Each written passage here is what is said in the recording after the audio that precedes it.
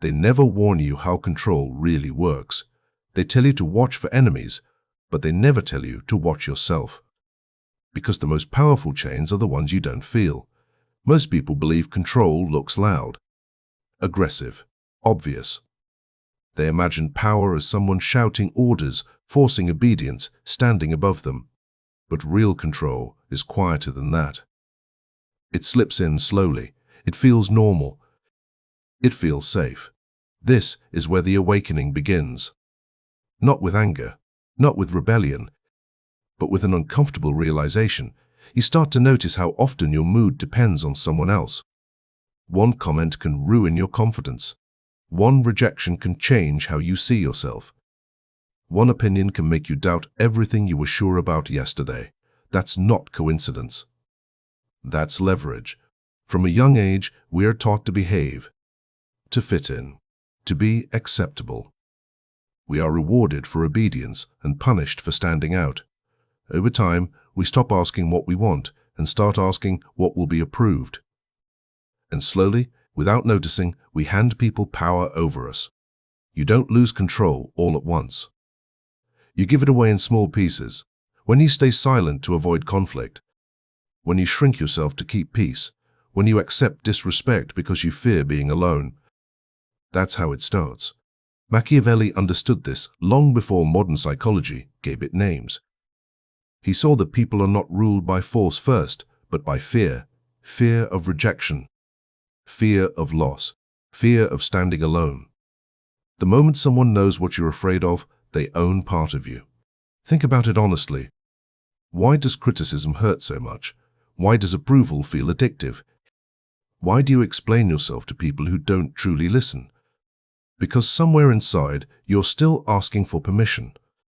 Permission to exist, permission to be confident, permission to be enough. But here is the truth most people never face.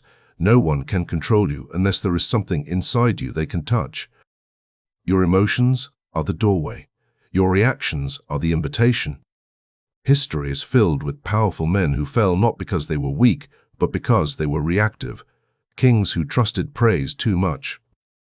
Leaders who acted from ego instead of clarity. Empires that collapsed because they could not control their own impulses. Power doesn't disappear when you lose strength. It disappears when you lose self-control. Look around the modern world. People are triggered on command. Outrage is profitable. Distraction is endless. And the more reactive you are, the easier you are to guide. But the awakening begins when you pause. When you stop reacting immediately. When you sit with discomfort instead of escaping it. When you ask yourself, why did that affect me so deeply? That question is dangerous. Because once you ask it, you can't unsee the answer. You realize that much of your pain is not caused by events, but by attachment. Attachment to outcomes. Attachment to approval. Attachment to how you think life should treat you. Machiavelli once hinted that a man who depends on the favor of others is never truly free, because favor can be withdrawn. And when it is, so is your sense of self. The world doesn't need to attack you if it can make you doubt yourself. It doesn't need to stop you if it can slow you down with fear. It doesn't need to break you if it can keep you uncertain. This is the hidden structure of control, not chains, not walls, but internal hesitation. The awakening is the moment you stop blaming people outside you and look inward instead, not with shame, but with honesty. You see how often you gave away your authority to be liked, how often you silenced your instincts to avoid judgment, how often you ignored your own boundaries to keep others comfortable. And it hurts to see, because it means no one stole your power. You handed it over piece by piece trying to survive. But here is the part no one tells you. What you give away can be taken back. The moment you stop reacting emotionally, control begins to loosen. The moment you stop explaining yourself to everyone, power shifts. The moment you accept that not everyone needs to understand you, something inside you stabilizes. You begin to feel grounded. Not loud, not arrogant, just solid. This is not about becoming cold. It's about becoming clear, clear about who you are, clear about what you tolerate, clear about what no longer gets access to your inner world. When you reach this stage, people may say you've changed, but what they really mean is you stopped being easy to influence. And that is where true power starts. The awakening is not dramatic. It doesn't come with applause or victory. It comes quietly, like a truth you can't forget once you see it. You realize that control was never outside you. It lived in your reactions, your fears, and your need for acceptance. And now that you see it, you can no longer pretend otherwise. This is the first step toward power. And it begins within. The awakening is painful because it forces you to confront an uncomfortable truth. No one chained you. You handed them the lock. Control was never about force, but about fear, reaction, and emotional exposure. Once you see how power is given away, you begin to take it back through awareness and restraint. And in that moment of clarity, control starts to fade and real power slowly returns. Once you stop being controlled, something strange begins to happen. The world doesn't cheer. It doesn't applaud your growth. Instead, it pushes back. This is the descent. It starts quietly. You respond less. You explain less. You stop chasing understanding. And people notice. At first, it feels empowering. Your mind is calmer. Your emotions feel steadier. You are no longer pulled in every direction by every opinion. But then comes the tension. People who once felt comfortable around you begin to feel uneasy. Not because you became cruel, but because you became still. Stillness confuses those who live in noise. When you stop reacting, others lose their grip on you. They can no longer predict you. They can no longer steer you with guilt, praise, or pressure. And that threatens them. So they test you. They say you've changed. They say you've become cold. They say you think you're better than everyone else. But what they really mean is this: you stop playing the role they expected. Machiavelli understood this truth deeply. He knew that when a man becomes emotionally independent, he disrupts the balance around him. Because people rely on your reactions more than you realize. Your anger gives them power. Your sadness gives them leverage. Your need to be understood gives them control. When you take that away, they feel exposed. This is where the descent becomes heavy. You start to feel distance growing between you and others. Old conversations feel shallow. Old bonds feel fragile. Not because you care less, but because you see more. You notice how often people speak not to understand, but to win. How often kindness is used as a trade. How often loyalty disappears when convenience does. This awareness is isolating. You begin to walk through life with clearer eyes and fewer illusions. And clarity can feel lonely. Machiavelli once suggested that it is safer to be feared than loved, not because fear is noble, but because love depends on mood. Love shifts. Approval fades. Respect rooted in strength remains. As you descend, you learn this the hard way. Some people withdraw when they can't control you. Others grow louder, hoping to provoke you back into reaction.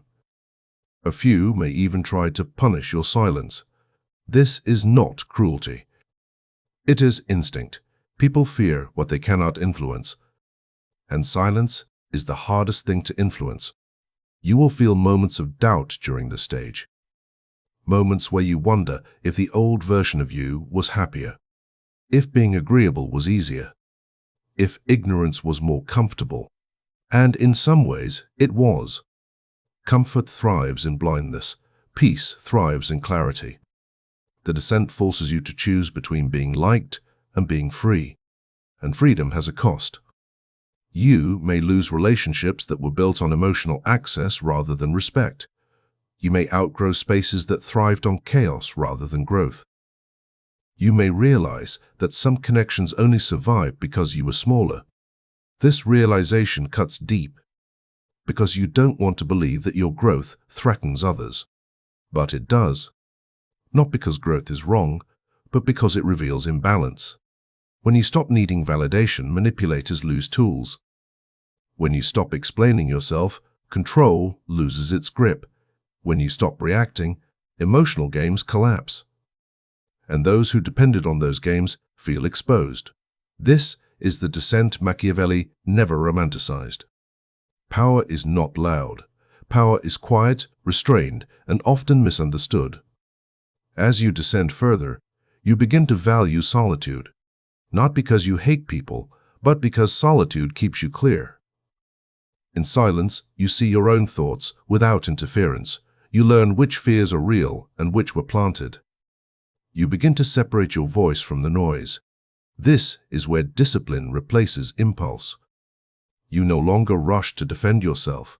You no longer seek to be understood by everyone. You choose when to speak and when silence says more. This restraint sharpens you. And it also marks you. People sense when they can no longer move you. They sense when their words bounce off instead of sinking in. They sense when their approval no longer fuels you. And they don't always like it. The descent is realizing that emotional control sets you apart. You are no longer fully inside the crowd, but not above it either.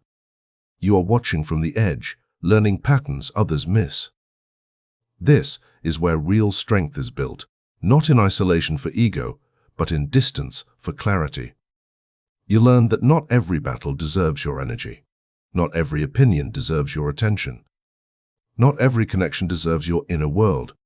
And slowly, something changes. You feel lighter, more centered, less dependent on outcomes. The chaos outside no longer dictates the peace inside. This is the descent into power.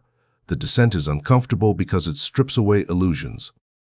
It shows you who respects you and who only tolerated you when you were easy to control. It forces you to sit with solitude, silence, and truth.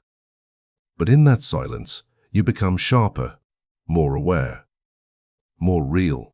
And once you pass through this stage, there is no going back. The descent teaches you this. Freedom is not comfort. It is clarity. And clarity often comes with distance from people, illusions, and old versions of yourself. There comes a moment when the noise fades. Not because the world becomes quiet, but because you no longer need to answer it. This is mastery. It does not arrive with applause. It does not announce itself. It shows up as calm in places that once shook you. By now, you've learned something most people never do. Control is not taken from you. It is handed over through emotion. And when you stop handing it over, the world loses its grip. Mastery begins when you stop chasing outcomes. When you stop begging life to be fair. When you accept that strength is built, not given. You move differently now. Not rushed. Not defensive. Measured. You listen more than you speak. You observe more than you react. You act only when it matters. This is what Machiavelli meant when he warned against showing too much of your inner world. Not because secrecy is evil, but because exposure invites interference. The mastered mind is guarded, not closed, just protected. You no longer explain your silence. You no longer justify your boundaries. You let people misunderstand you if that is the price of peace, and that confuses them. Because most people are loud when they are weak, they overshare. They defend. They seek approval to feel stable. But you've learned to stand alone in your certainty. This is not arrogance. It is grounding. Mastery is knowing who you are without needing agreement. It is trusting your direction without constant proof. It is moving forward even when no one claps. The world may still test you. It always does. Opportunities will be delayed. People will doubt you. Doors will close without explanation. But here is the difference now. You no longer see obstacles as rejection. You see them as filters. What cannot reach you cannot control you. What cannot provoke you cannot weaken you. What cannot distract you cannot stop you. This is internal power. Machiavelli understood that external power is fragile. Titles can be taken. Status can fade. Alliances can break. But self-command endures. The mastered man does not panic under pressure. He does not collapse under loss. He does not beg when denied. He adapts. You begin to feel this shift in small ways. An insult no longer burns, it passes. A delay no longer frustrates, it redirects. A loss no longer breaks you, it teaches. This is emotional economy. You spend energy only where it creates value. You stop feeding chaos with attention. You stop trying to control things that are not yours to command. Instead, you sharpen what is. Your discipline, your focus, your response. Mastery is restraint. It is choosing silence over noise, patience over impulse, clarity over comfort, and this restraint gives you an edge. People sense when you cannot be rushed. They sense when you cannot be pressured. They sense when their tactics no longer work. You become unpredictable, not because you are chaotic, but because you are no longer reactive. And unpredictability creates respect. Not the kind that asks for approval, but the kind that keeps distance. You also learn something deeper during this stage. Power is not about controlling others. It is about becoming unreachable by manipulation. You stop revealing every plan. You stop sharing every thought. You stop inviting opinions into spaces they do not belong. Your life becomes quieter, simpler, more intentional, and in that simplicity, strength grows. This is why mastery often looks lonely from the outside. Not because the mastered man is isolated, but because he is selective. He values peace over popularity, progress over validation, direction over distraction. And slowly, the fear that once drove you fades. You no longer fear being misunderstood. You no longer fear being blocked. You no longer fear being delayed. Because you understand something now. No one can block your power when your power does not depend on access. No one can break you when your strength is internal. No one can control you when you command yourself. This is the final lesson Machiavelli left behind. Not manipulation, not cruelty. Self-rule. When you master yourself, the world adjusts. When you stop reacting, the noise loses force. When you stop asking permission, life stops offering limits. This is not dominance. It is sovereignty. And it is earned. Mastery is quiet. It does not prove itself. It does not argue.